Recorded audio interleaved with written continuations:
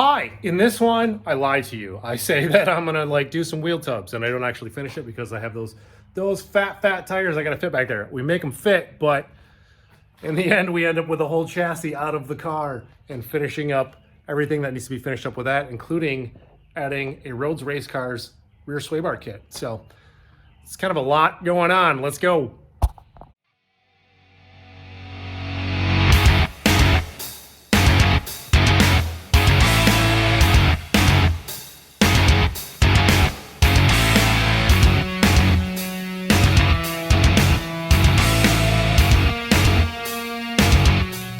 A little bit of an issue, right? You saw the solution, but here we go. This is a rear tire setup that I want to run. Well, I have to run because I already bought them. I gotta make them work. 295 55 R15, the ET Street SS's from Mickey Thompson's, was a drag radial tire, DOT legal, and then I got them on Billet Specialties 15 by 10 with a plus 1 inch offset, and go figure, they don't fit at all. So I need to basically mini tub the car. Let me show you how I'm gonna do that. So I have the whole rear end assembly mocked back up in here because I want to bolt. I mean, the wheel fits, but the tire won't. So it doesn't have to be that much clearance, but it has to be more clearance to make sure that it, obviously clears, right? That's the whole point. There's a lip on these cars, pretty good, 1/2 inch or so, all along the seam of where the top box frame, it's like a C channel, meets the bottom plate. So I think I can cut all that out, weld that all back together so it's just a nice box instead of a lip. And then the inner fenders, sorry, that's really dark. The inner fenders here, they're too round. They need to be more square in order to fit the tire because the tire kind of rubs. And I'm really hoping that I can get away with just doing the outside section of it. So you can see how round this is. I need it to be more, and especially here too, just straight off and more in, because this pretty much just lines up almost with the lip edge. So yeah, it's got to scooch in. So ever so slightly, 1/2 inch, 3/4 of an inch. Way I'm gonna do that is I've had these trailer fenders around forever. I couldn't tell you specifics on them, but I put them kind of in the car and they basically fit right where they're supposed to fit. So I'm thinking I can utilize the round edge and just basically cut it where need be and just slap it over top of it and then fill in the side. That's kind of what my thought process is. I'm really hoping that I don't have to modify the inner side, like the tire will be shoved far enough in that I don't have to do that, because that means I'm gonna have to weld in part like metal to the outside, which means I'm gonna mess up the paint job, which means I gotta redo it again. So I'm basically gonna just start cutting stuff away until it clears, which gives me a solid game plan for this side. And once I know everything clears, then I'll start adding metal back in. But the first thing I actually gotta cut out, I think, are these braces here, because they're tied into the fenders, the inner fenders. Just get those out of my way so that I can make clean cuts here.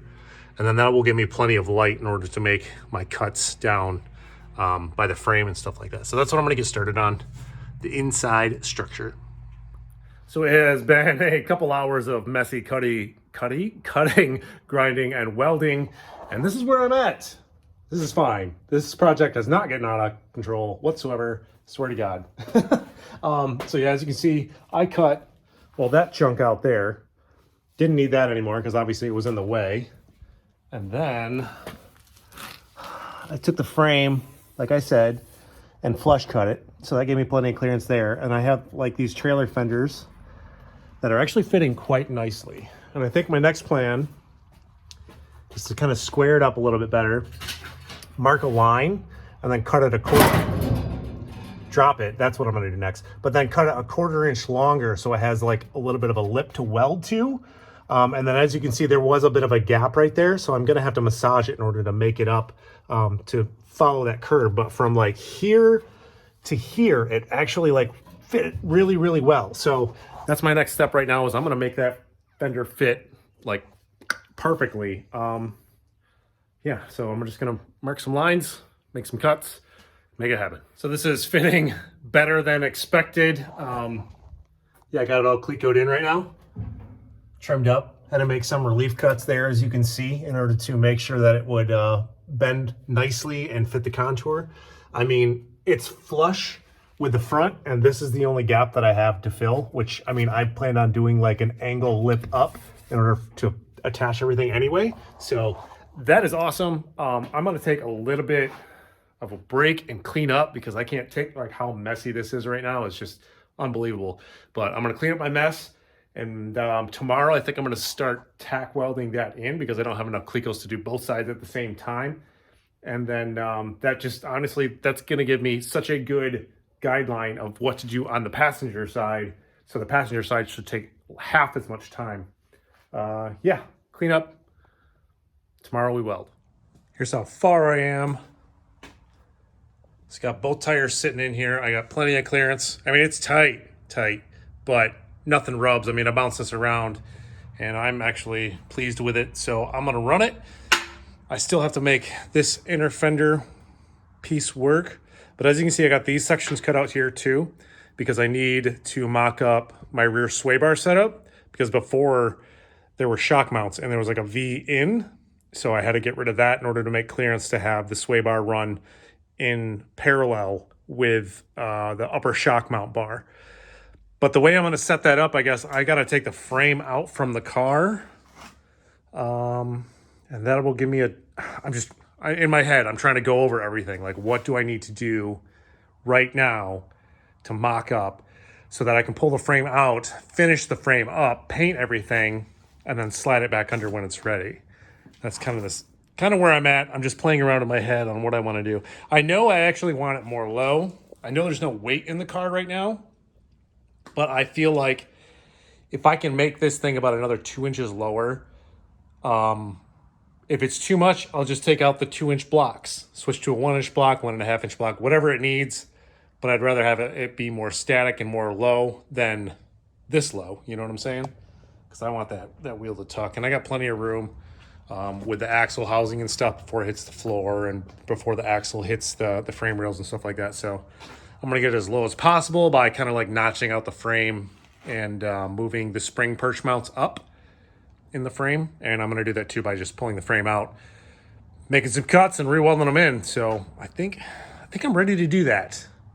May as well just figure it out along the way. So yeah, I'm gonna pull the frame out from underneath this car. Let's do it.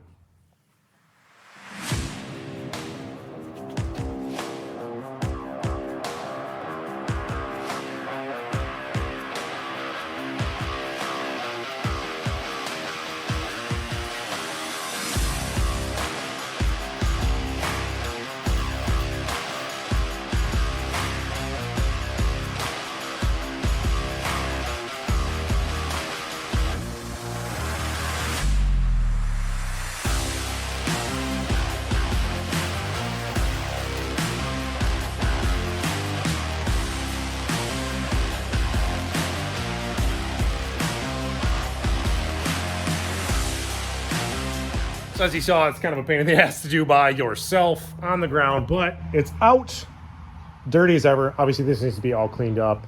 I need to finish weld a lot of it. I need to make a couple more braces like in here. I need to mock up my rear sway bar setup. And my goal is just to get this all knocked out real quick, but as timely as possible is my goal. So now that it's out, yeah, I'm gonna get busting ass on it. So let's go. So I decided that I want more low. Got the frame upside down, as you can see.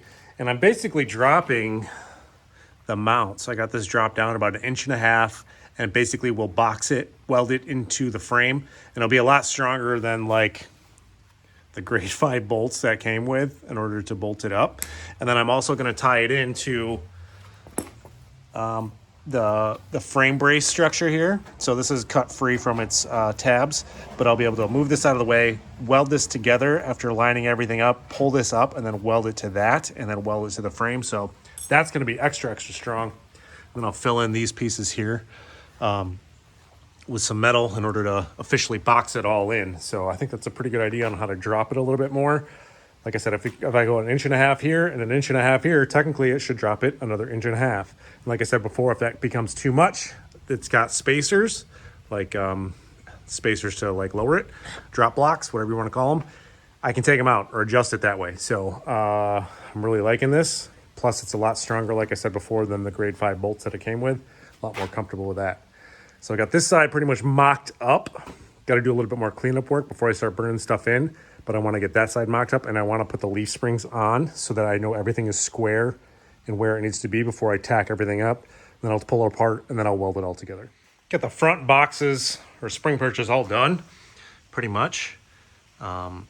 Basically, I had this rod lying around, and it happened to be the exact right size, so that really helped me square this up. So I measured, front to back, squared it up, basically everything to make sure that it was right where it needed to be before I burned them in. And then I made these plates here, basically welded it into the frame brace kit.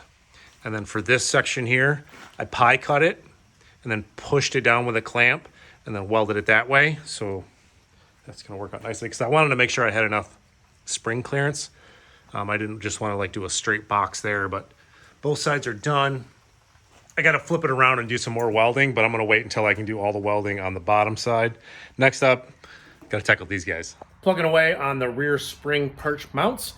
Got it pretty much all mocked up. Let me show you what I got going on. So as you can see, I got dropped down 1.5 inches. And I have everything just kind of mocked up loosely, well, snug, in order to get all my measurements and angles and everything correct, because this needs enough space to like move back. Because when this spring compresses, the whole job of this is to allow that spring to have movement. And that's why this is all kind of pie cut out. I'm gonna heat this section up and then bend it down and then weld it all in. So that'll give it plenty of room for the spring to have its travel within there, and then box all of this in. But this is just all tacked in right now, but I'm really liking the way that this is set up.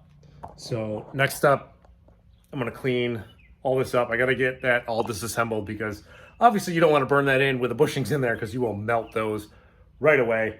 And then yeah, box all that in, clean that up, make it all look kind of professional. And then I got to do all the seam. I'm going to do all this here. So as you know, I had to cut out for tire clearance, so this is all got to cleaned up really, really well so I can weld that all back together. And then that should be almost it for the frame. Rear spring sections are all done. Turned out really well. Welded the seam all up, ground that flush, looking good. Still have a bunch more frame cleanup to do, like back here and stuff like that. So I might actually do that now while it's upside down, and then I got to flip it over, mock everything back up, and then set it up for the rear sway bar, because the rear sway bar is a torsion bar setup and it's got to kind of mount to the spring mount, but stay away from the springs, if that makes sense. So clean this up, flip it over. Sorry, I'm not really doing a lot of updating along the way, but this is just kind of tedious work, a lot of thinking and a lot of measuring and a lot of planning before I go ahead and pull the trigger on things. So I don't know, I've just been going at it, but here's a little update so far.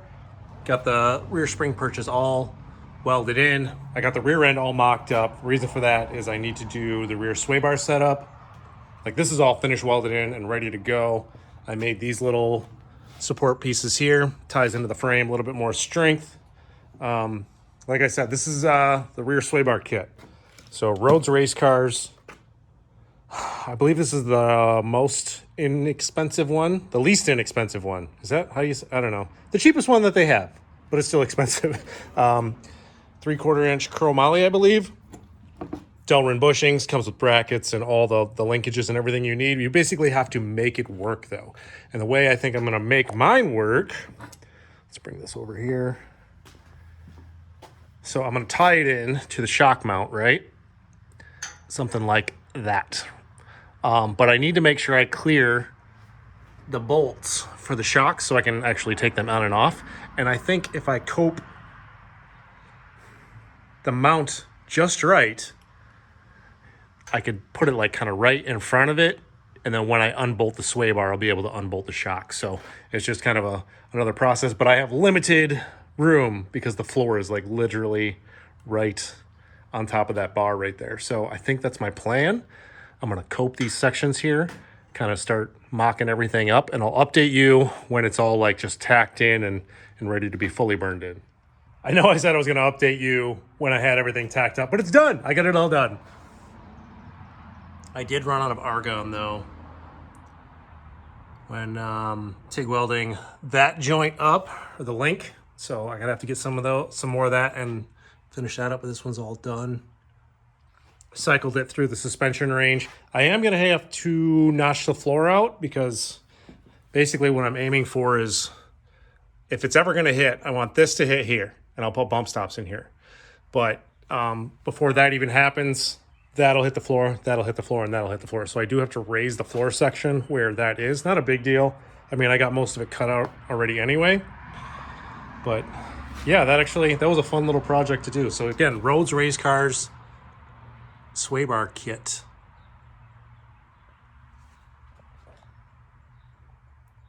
Gonna end this one right here. Sorry, I didn't do a very good job about updating you guys along the way, because it was just like constantly grinding, just starting a project, and that opened up a box to another project, and then finally, you know, ended up with the whole chassis out from the car and tackling that. So did get the tires to fit, didn't finish the wheel tubs yet. We'll finish that later. I think the next step though is to actually get this all cleaned up and painted.